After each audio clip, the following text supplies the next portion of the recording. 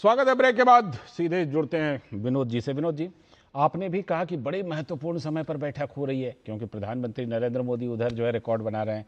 राहुल लाल जी ने भी कहा बड़ी महत्वपूर्ण समय पर बैठक हो रही है। यहाँ तो कम से कम एक पेज पर दिखाई पड़ रहे हैं आप दोनों।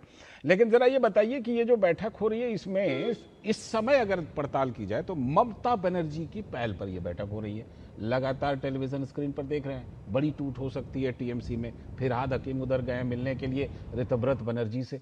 तो सवाल यह है कि ये जो बैठक हो रही है ये बैठक की वजह ही ऐसी है कि हड़बड़ाहट में, घबराहट में ये बैठक हो रही है क्या विनोद जी? मैं राहुल लाल जी के सवाल पे ही आता हूं कि राहुल लाल जी, पहले तो हमें सबको ये समझने की जरूरत है कि आखिर इस बैठक का ऑब्जेक्टिव क्या था।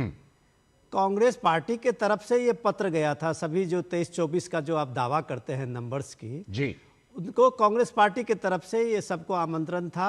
ये 6 से और 8 के बीच में जो सबसे सुटेबल टाइम सबको 8 लगा और उसमें लोग आए।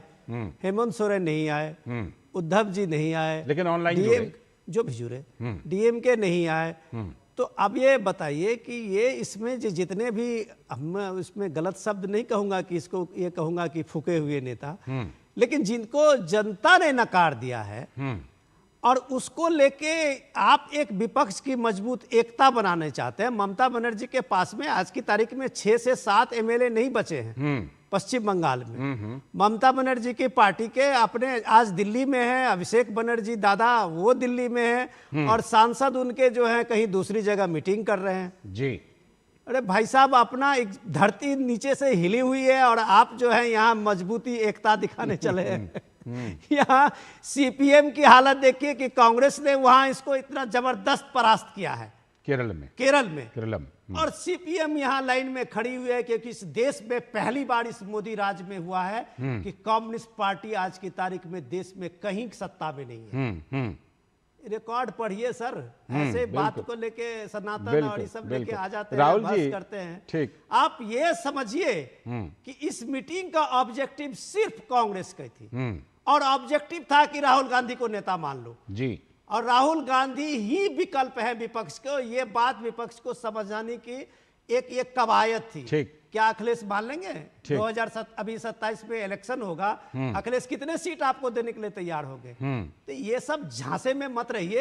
रीजनल पार्टी को पता है कि अगर इस देश में अगर रीजनल पार्टी के खत्म होने का सबसे किसी को अगर फायदा है तो राहुल गांधी का है। तो वो फायदा और ये बात टीएमसी को यहाँ खत्म होने का सबसे अगर कोई जश्न मना रहा है तो वहां के कांग्रेस पार्टी मना रहा है कि ये हम ही तो कांग्रेस है, सारे लोग हम में मिल जाएं। अरे भाई साहब, आते हैं तो कुछ तरीके की बात कीजिए, ये उल्टा पुल्टा बात सब करते हैं। राहुल जी, आप ही के पास आ रहा हूं लेकिन एक सवाल लेकर के कि मुझे लगता है बड़ा मिश्रित अनुभव है इस बैठक का। पूछेंगे कैसे मिश्रित, विशेष रूप से कांग्रेस के लिए। अभी जब तस्वीरें चल रही थी तो एक एक चेहरा मैं देख रहा था, महबूबा मुफ्ती जी, तेजस्वी यादव जी, अखिलेश यादव जी, मतलब एक एक चेहरे ऐसे हैं जो पिछले दिनों जनता के द्वारा नकारे गए हैं। ठीक, तो एक तरफ तो ये कि 2023 की तरह भी ये कहीं से मजबूत इंडी गठबंधन के दल नहीं है, दूसरी तरफ राहुल जी को एक एडवांटेज तो है जिसका जिक्र अभी विनोद जी कर रहे थे। तो ये बड़ा मिश्रित अनुभव वाला बैठक है। एक तरफ जो है कांग्रेस के लिए यह है कि कमजोर गठबंधन है, लेकिन उसी कमजोर गठबंधन में कांग्रेस को एक बार फिर से ज्यादा बढ़त हासिल हो रही है। राहुल जी देखिए, लालचंद जी और विनोद जी, आप लोग जो चीज कह रहे हैं थोड़ा मैं उसी को आगे बढ़ा दे रहा हूं। बढ़ाइए। सबसे महत्वपूर्ण चीज की जो ये बैठक हो रही है, ये बैठक के पीछे में देखिए, आपने अगर वहां पे महबूबा मुफ्ती को देखा तो जम्मू कश्मीर के माननीय मुख्यमंत्री महोदय भी नजर आए, जिसके बारे में कहा जा रहा था कि बड़ी दूरियों की स्थिति है। अखिलेश यादव के ताकत को हम लोग देख चुके हैं कि वो देश के तीसरी सबसे बड़ी पार्टी है इस समय लोकसभा में संख्या बल के आधार के स्तर पे। तो इसलिए देखिए, 2 सालों से बैठक नहीं हुई थी 2024 के बाद से। देश में नई नई समस्याएं, गंभीर रूप से छात्रों की समस्या, किसानों की समस्या, तमाम जो दूसरी समस्याएं, इसलिए इंडिया अलायंस ने यह बैठक की है इस समय कि एक तो इंडिया अलायंस की मजबूती में कोई कमी नहीं हो और इसमें और लोगों को और दलों को कैसे जोड़ा जा सके। ये तैयारी 2029 लोकसभा चुनाव के लिए भी है लालचंद जी, कि 2029 में इस बार तो भारतीय जनता पार्टी को 240 सीटों पर रोका गया है, लेकिन भारतीय जनता पार्टी को 100 सीटों पर कैसे रोका गया? नहीं, इंडी गठबंधन की बात कीजिए तो उधर एनडीए रखिए ना, उधर फिर भारतीय जनता पार्टी क्यों? उधर एनडीए रखिए, वो भी गठबंधन है। अगर एक तरफ गठबंधन है तो दूसरी तरफ भी गठबंधन है।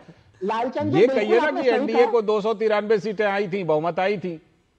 नहीं, वो तो खैर वही तो कोशिश होगी ना ठीक कि है। 2029 के डॉक्टर लोकसभा कौशल चुनाव में कांत इनको इस मिश्रा जी, पंक्ति से हटा दिया जाए। ठीक। और एक चीज, एक पंक्ति खाली मैं कहूंगा बोल कि लीजिए, देखिए, बोल लीजिए। पश्चिम बंगाल विधानसभा चुनाव के बाद और वहां पे जो घटनाक्रम चल रहा है, जी। तो ये भी दिख रहा है कि कांग्रेस ये भी क्षेत्रीय दलों को समझाने का प्रयास कर रही है। ठीक है। कि भारतीय जनता पार्टी आपको केवल पराजित नहीं करती है, बल्कि ठीक। पराजित करके अपमानित भी करती है आपको। किसको अपमानित कर रही है? वो उधर भैया, विजयन जी TMC कह को रहे हैं कि देखिए। हमको बड़ा अपमानित किया, हमारे घर पे बोला, इनके घर पे ईडी रेड क्यों नहीं डाल देते हैं? उधर अलग आप ये दुखी है बताइए, सीपीएम। हाँ, लेकिन TMC डॉक्टर कौशल कांत मिश्रा जी, तस्वीरों में मुझे थोड़ा थोड़ा जा रहा है।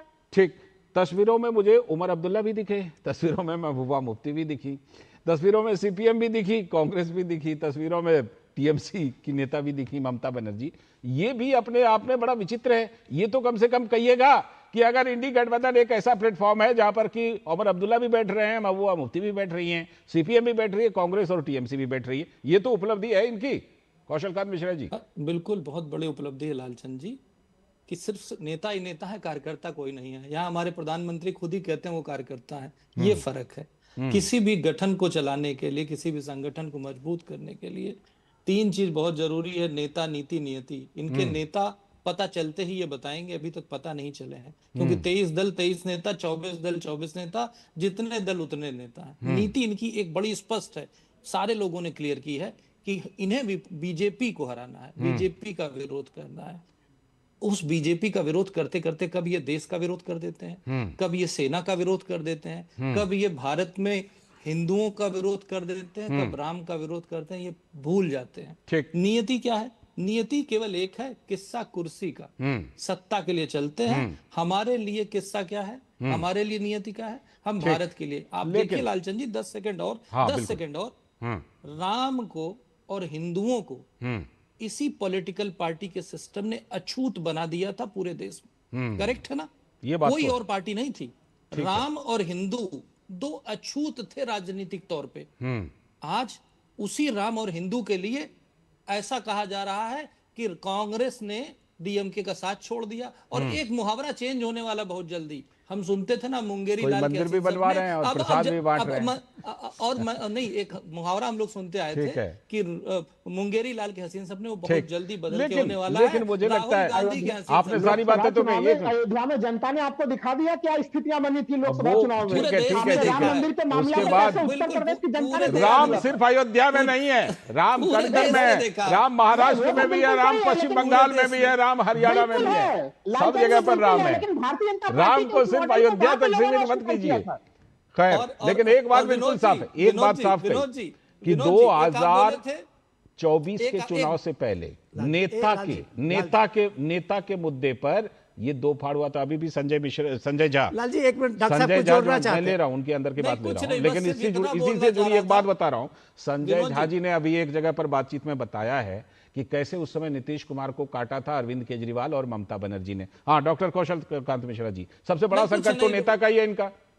कुछ नहीं, विनोद जी ने बोला था, ये नहीं कहना चाहते हुए फटे हुए नेता, या क्या बोला था वो, फटे हुए नेता हो ना, पर फूके हुए नेता सब है, फूकते पटाखे, फूके पटाखे हैं।